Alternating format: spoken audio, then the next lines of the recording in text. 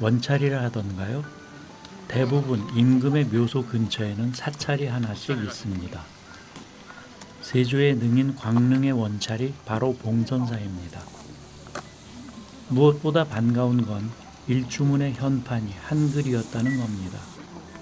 절마다 법당이나 일주문 등 모든 현판들이 한자 일색이어서 읽기 불편했는데 봉선사는 입구부터 한글 현판이 붙어 있어 무척 반가웠습니다.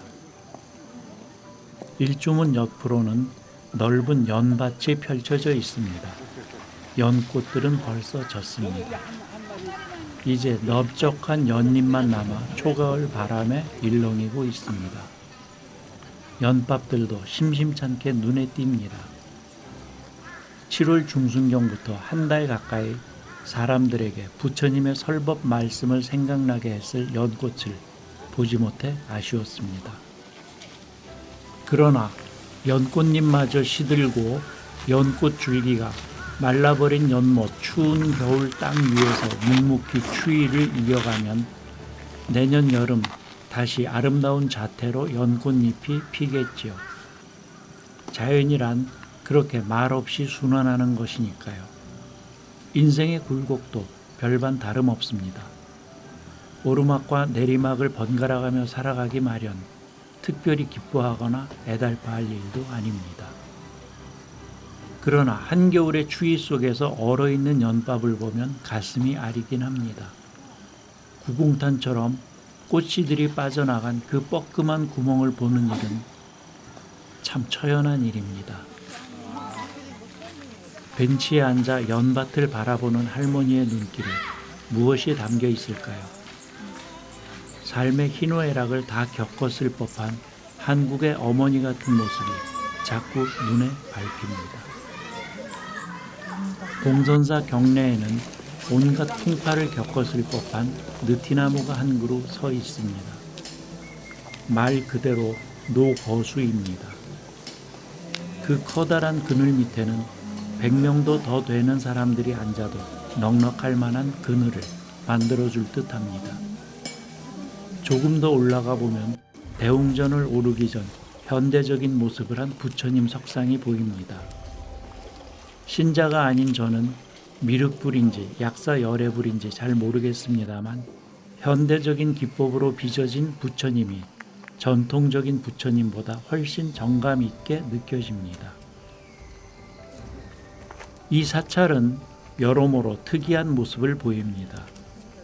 보통 사찰의 중심에는 대웅전이 있게 마련이고 그 주변으로 여러 구실을 하는 법당들이 서 있고 스님들이 기거하는 방들은 뒤쪽으로 물러나 있게 마련입니다. 그러나 이곳은 스님들이 기거하는 방들이 법당들 주위를 둘러싸고 있는 모습입니다. 바깥쪽으로는 템플스테이 등 외부 손님을 위해 마련된 건물이 보입니다. 기와 지붕들이 중첩되어 있어 색다른 멋을 뽐내고 있습니다.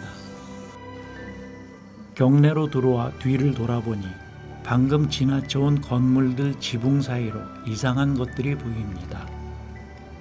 기와장 사이사이로 뾰족뾰족 솟아오른 식물입니다. 이른바 와송, 기와장 사이에 자라나는 소나무처럼 생긴 풀입니다. 물론 새로 얹은 기와에서는 잘 자라지 않겠죠.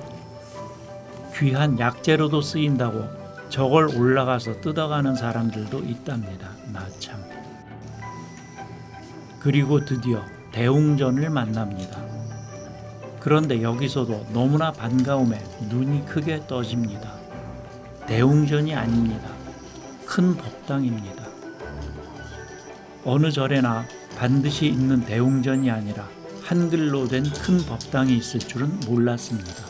언젠가 서해안 대부도의 자그마한 개인 사찰에서 봤을 때는 큰 법당이라는 이름이 생경하게 느껴지더니 이곳 봉선사에서 본 한글 큰 법당은 참으로 당당한 느낌입니다.